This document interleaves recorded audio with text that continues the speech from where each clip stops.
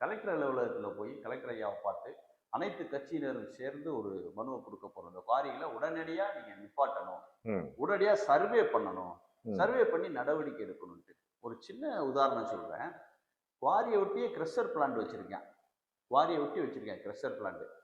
அந்த கிரஷர் பிளான்ட்டுக்கு வந்து அவன் வண்டியை கொண்டு போய் அதுலேருந்து போய் அந்த கிரஷர் பிளான்ட்டுக்கு போய் அந்த கல்லை கொண்டு போய் இறக்கணும்னா கூட டிரான்சிட் பாஸ் போட்டு தான் இறக்க முடியும். ஆனால் உள்ளுக்குள்ளே இருக்கிறதுக்கு அவன் ஏதோ அவன் இடத்துக்குள்ளே வச்சு அடிக்கிற மாதிரி மாற்றி மாற்றி வச்சு அடிச்சுட்டு இருப்பான். எந்த விதமான சீட்டு இருக்காது. அப்போ நீங்களே கணக்கு பண்ணி பார்த்துக்கங்க.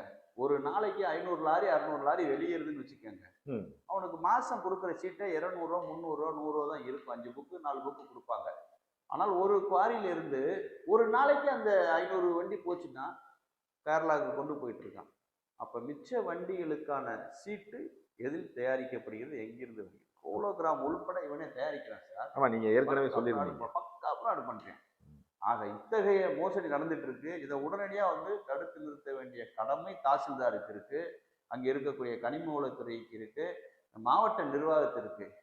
அவங்க ஏன் தடுத்து நிறுத்தல? இப்ப அதுதான் என்னுடைய கேள்வி. அரசையும் ஏமாற்றுகிறார்கள் குவாரி உரிமையாளர்கள். அரசை ஏமாத்தல, அரசும் சேர்ந்து ஏமாத்துது. ஓ, அப்படி சொல்றீங்களா? ஆமா சார். நீங்க குவாரியில நடக்கிறது தவறுன்னு தெரியும். தவறுன்னு தெரிஞ்சு அரசு என்ன செய்யணும்? தடுத்து நிறுத்தணும். அவனுக்கு வந்து அபராதம் விதிக்கணும். அபராதம் விதிச்சுட்டு அந்த அபராதத்தை அவன் கட்டலைன்னா அவனோட சொத்துக்களை பறிமுதல் பண்ணணும். அவன் மேல குற்றவியல் வழக்கு போடணும். எக்ஸ்ட்ரா அல்றாம் பாருங்க. இப்ப 100 அடி அள்ளணும், 200 அடி அள்ளிட்டான்னா அவனுக்கு அபராதம் போடணும், அவன் சொத்தை பறிமுதல் பண்ணணும். ஆனா அரசாங்கம் என்ன செய்யுது அப்படின்னு பாத்தீங்கன்னா, அபராதம் 10 மடங்கு. இப்ப 100 ரூபாய்க்கு அல்னா 1000 ரூபாய் ஃபைன் கட்டணும் சார். அதாவது எக்ஸ்ட்ரா அல்றதுக்கு, விதிமீறி அல்றதுக்கு. இப்போ ஒரு திட்டத்தை கொண்டு வந்திருக்கான். கேட்டா சமாதான திட்டம்னா என்ன? சமாதான திட்டம்னா, நீ எவ்வளவு வேணாலும் விதிமீறி அள்ளிக்க, 100 ரூபாய்க்கு அள்ளினா 100 ரூபாய் மட்டும் ஃபைன் கொடு, 1க்கு 1 கொடு அப்படின்றான். 1க்கு 1ன்றது வந்து அவனுக்கு ரொம்ப சாதாரணம். வாரி, ஏன்னா அவனுக்கு வந்து 100 ரூபாய்க்கு அல்றான் பாத்தீங்களா, அரசுக்கு வந்து ராயல்டி கட்டி அதை வந்து அவன் 10,000 ரூபாய்க்கு வித்துக்கிட்டு இருக்கான். அப்ப 100 ரூபாய்க்கு 100 ரூபாய் ஃபைன்னா அவனுக்கு 9,900 லாபம் தானே.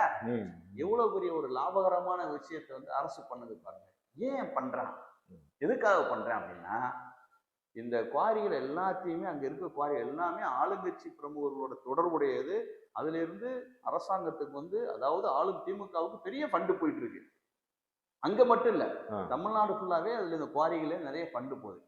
அவங்க வந்து ஆட்சிக்கு வந்தவொடனே முடிவு பண்ணிட்டாங்க, இனிமே வந்து இந்த காமாசோமெல்லாம் திருட முடியாது, நூதன முறையில தான் கொள்ளையடிக்க முடியும். அப்ப என்ன பண்றான்னா, குவாரிக்காரன் நீ என்ன வேணாலும் நீ பண்ணிக்க, எனக்கு ஃபண்டு கொடுத்துரு,